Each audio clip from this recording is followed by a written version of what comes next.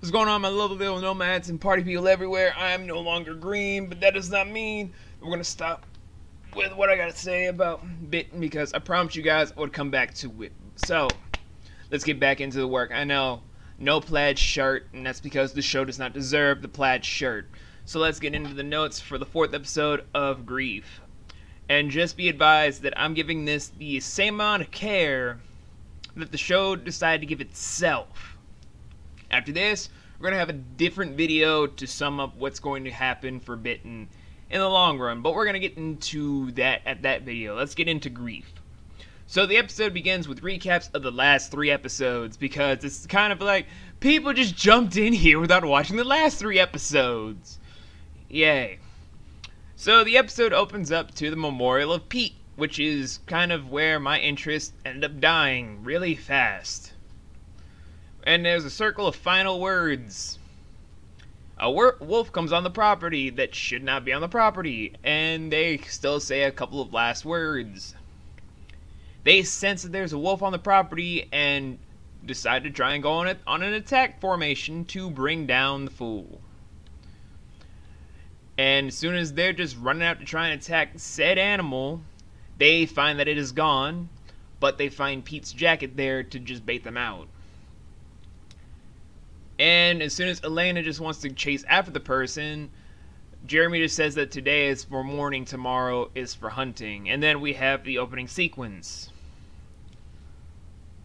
And then we open up from the opening sequence.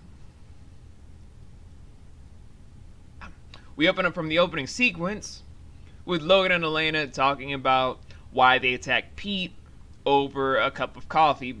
Both of them having cups of coffee because Logan apparently couldn't sleep. And after which, Elena is just saying that she wants to talk to Jeremy about things, but Logan is saying that he's still there for her and wants her to know this, which she does. After which, Jeremy and Elena, outside just scattering Pete's ashes apparently, are discussing grief and discussing Elena not feeling like that she has a family to mourn over, despite the last 3 episodes showing the fact that despite whatever it is that they, in her mind, said, have proven to be her family. Which is making me like her oh so much more. Congratulations, writers, for doing a backwards job in your mission. Again. Anywho, when that moment is over, we cut over from the Stonehaven location to the city of Bear Valley, where an unknown man changed from something into a human again and just walked out the alley and up the street. That's a nice introduction, just openly showing someone that we knew nothing about, that could have just been someone that got attacked and beat up and masturbated behind some trash cans and just up and walked out in clean clothes. Yeah, because that answers that he was the wolf and not at all just backhanded laziness. So Elena decides to go through the 5 stages of grief while walking through the forest, and Clay tries to console her and then offers her a grief run when he blatantly was just saying that he wants to help her work out her aggression with sex. And so they go on a grief run because no one was around and no hunters were in the area, where we had a CGI wolf run and a near CGI wolf mating scene that just went back to running. Because that was important to see, I guess. So Jeremy decides to talk to Sheriff Morgan about the previous plot threads. And during the conversation we learn that Jeremy's day job is a painter, for whatever reason. But the entire sheriff's department just seems a little suspicious about how things happened and why there was a boy that was moved from the killing spot to their spot without any real notion of why that would happen and if that really would matter in the long run. But we cut away from the interesting part that would have made the episode a lot better of just diving into those notions by going to see a naked Elena and Clay laying in the field, with Elena probably dreaming about being with Pete, rubbing all over Clay, and giving him a morning hand job where he turns over to make out with her, and then she, regrettably, when she finally wakes up, strolls and then runs away from Clay, with Clay just calling out for her. And so both Elena and Clay separately end up back home, with Elena having a walk of shame of just saying that she wants to change before a meeting that Jeremy called for them, courtesy of Logan and Nick being there. And then Clay just walking in the house naked as hell, walking up the stairs, just going like nothing happened. We just ran, okay? So we have after that motion another phone call conversation with Elena and Philip, where we just go over the natural stuff that happens in this conversation.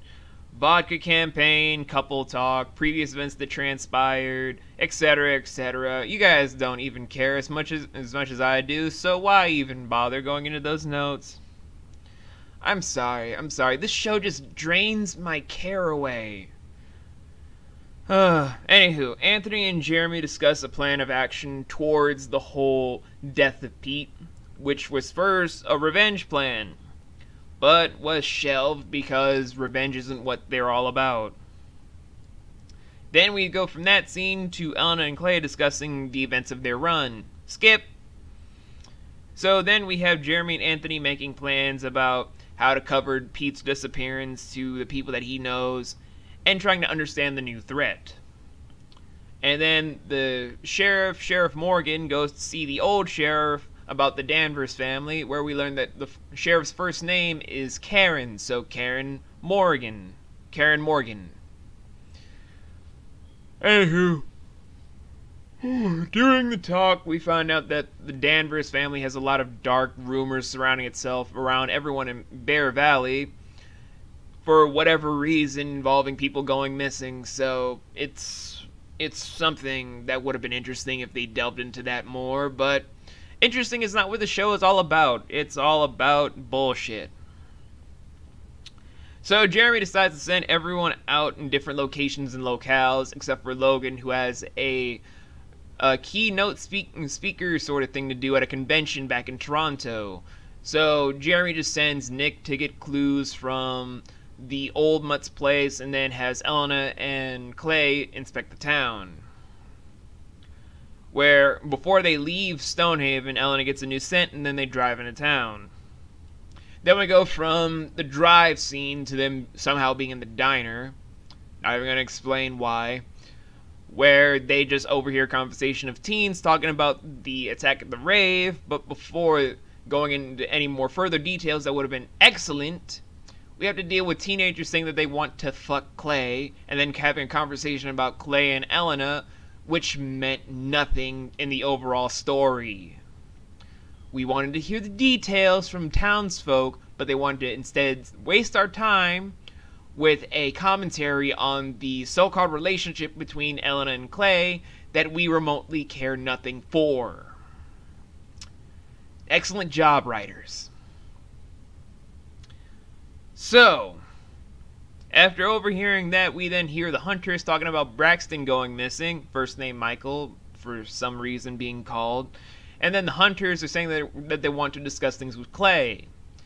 But the Danvers family knows nothing about Braxton going onto their property, again being illegal and fucking stupid. And if they found him, they would do the right thing and let them know. But because they're hunters, they don't understand, because hunters are too dumb to understand logic. And try to punch Clay, but the entire diner staff is just shocked shitless when Elena blocks the punch and then turns the hunter into a bitch. Just sending him back into the table saying, "Don't make this worse for yourself," and then shoving him off like it's a rag doll. So then we cut from that momentary scene to Antonio setting up a cover story about Pete's disappearance involving the FBI, where the tour manager tries to call Pete on his phone, and after hearing the voicemail, Antonio destroys the phone and throws it away.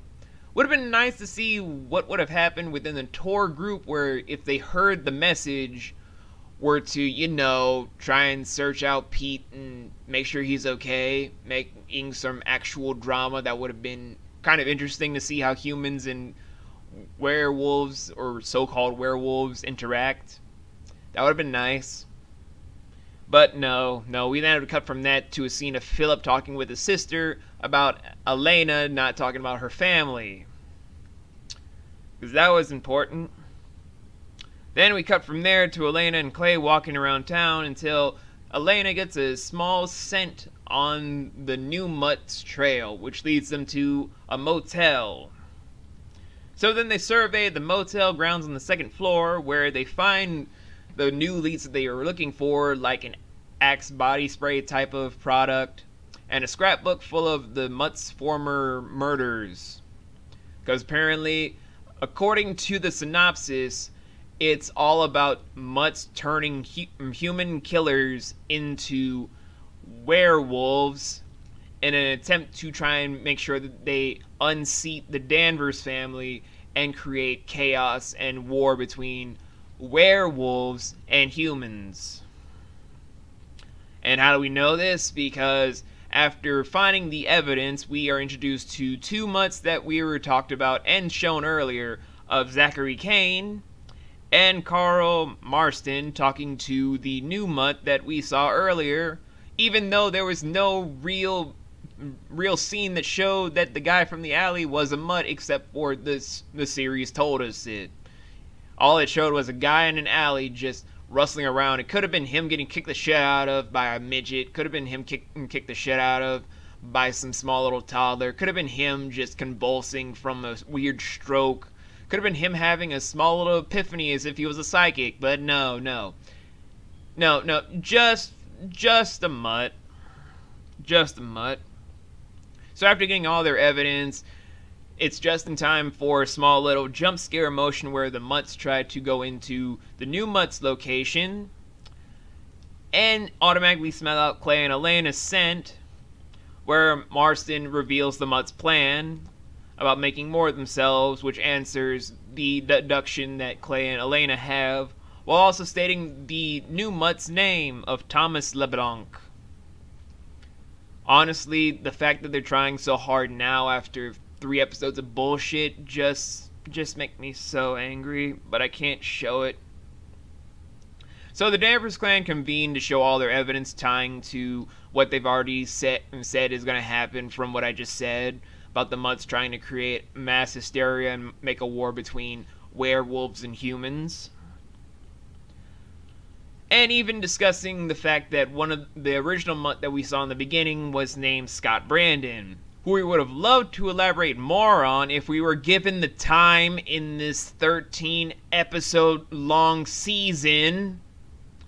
Would have loved to see the development of the character to see why he was so fucked up in the first place.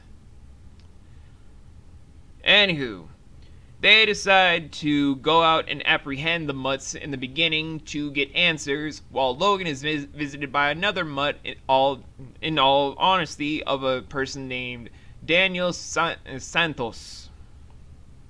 Why is Daniel Santos important? I don't really remember or care at this point.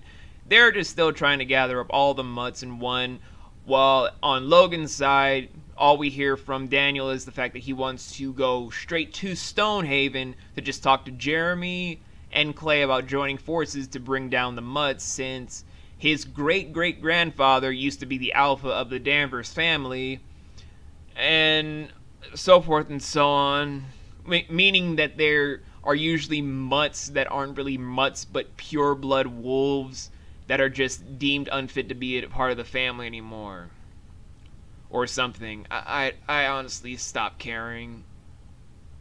But the Danvers family then nearly walk into a trap where Clay nearly gets shot in the chest, which would have definitely elaborated more on if Elena actually gave a damn about him if she were to mourn his death, since she hates him a lot. And if we've proven anything involving other fictional medium, like in Code Geass R2, if someone's about to die, you automatically care about them, because that's the writing spirit.